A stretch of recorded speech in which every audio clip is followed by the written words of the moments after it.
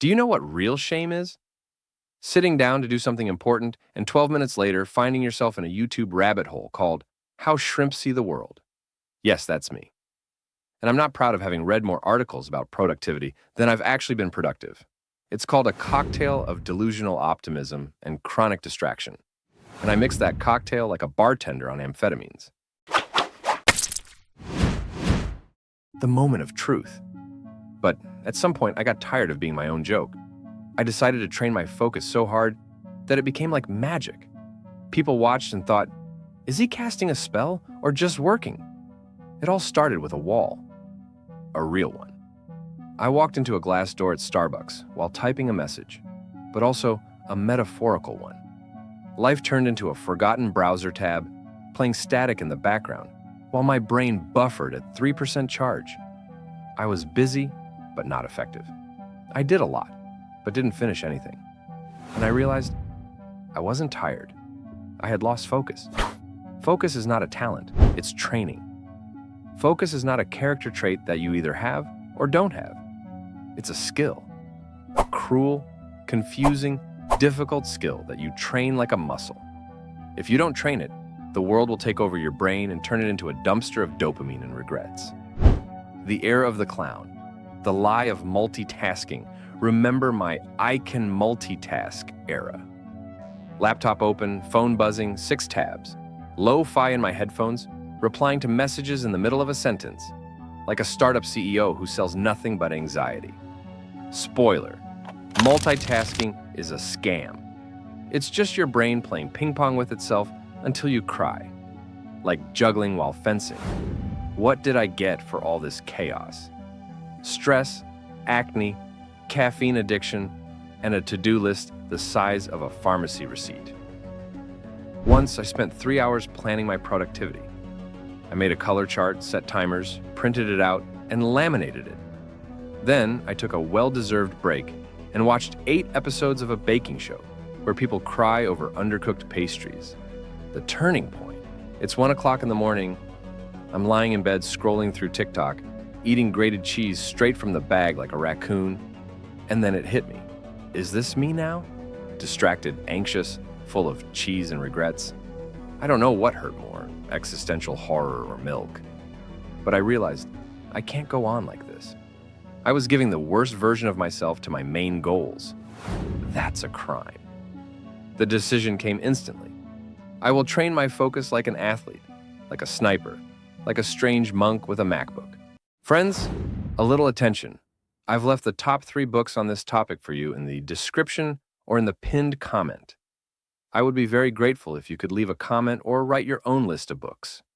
Please also like and don't forget to subscribe to my channel. It's very important to me right now. Let's continue. Real methods, not life hacks. Everyone is waiting for 5 life hacks that will change their lives. But life hacks are like duct tape on a sinking boat. Here are some real things that work. 1. Treat your brain like a baby with a knife. It has access to powerful tools, but it has no idea how to use them. Don't trust it to stay focused. Remove temptations. Turn off notifications. Put your phone in a drawer. 2. Set ridiculously small goals. Not, I'll write a novel today, but I'll open a document and write 1 bad sentence. Trick your brain. Lure it in like a raccoon with a shiny object. Once you start, keep going. Momentum is magic. 3. Guard your energy like Beyoncé in a supermarket. You don't owe anyone constant availability. Turn on Do Not Disturb. Say no to random calls. You are not a notification hub. 4th, stop romanticizing burnout. Fatigue is not a personality trait. You're not a deep person because you don't sleep. You're just irritable. 5, do one thing at a time as if your life depends on it. Because in a way, it does. Set aside time, do one thing, finish it, celebrate as if you invented fire. Wisdom that hits you like a ton of bricks. Most people aren't lazy. They're overwhelmed. They don't need motivation. They need clarity. When the brain knows what to do, it stops panicking. You don't rise to the level of your goals. You fall to the level of your systems. You can dream all day, But if your Tuesday at 3 p.m. is chaos, nothing will change. Your phone isn't evil. You just aren't in control. Take back control. Use it. Don't be used by it. Focus is rebellion. It's a way of saying, I won't let the world take over my mind. It's damn punk. The final challenge. It's not about perfection. It's not about becoming a monk who gets up at 4 a.m. to meditate. It's about honesty. It's about asking yourself, what would my life look like if I just finished what I started? Imagine finishing what you started, doing what you promised, becoming the version of yourself that you trust. Not because of luck, not because of some magic word from a productivity guru, but because you trained your focus. My recipe for you. Step 1. Throw your phone across the room, not so hard that you break it. We're not collecting them for repairs, but hard enough that your brain understands, oh, we're serious. Step 2. Drink water as if you've been rescued from a desert of bad decisions. You're not dehydrated, you're desperately thirsty. Step 3. Do one thing that's rotting on your to-do list like a forgotten banana in your backpack.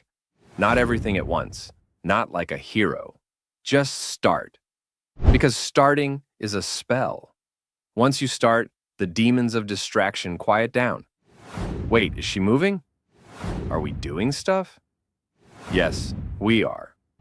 Your comeback starts now. When your brain tries to attack you with a sudden urge to clean out your closet or study ancient Mesopotamia, look it straight in the eye and whisper, "Not today, clown." This is your comeback. The moment in the movie where the loser stops crying in the locker room and starts doing push-ups to dramatic music. The crowd won't applaud. You won't get a gold star. But you'll know. You'll feel that shift, that quiet confidence, that strength that comes from showing up for yourself. And if you do this consistently, people will start to look at you as if you have a secret. How do you get so much done? How are you always so focused? What's your secret? And you'll just smile. I trained my focus. That's all. No magic, no apps, no fairy dust. Just intention, consistency, and a lot of "not today, clown." Go forth and be dangerous. Be clear-headed. Be productivity goblins with a thirst for revenge. Focus so hard that it looks like you know a secret that others don't. Honestly, now you do.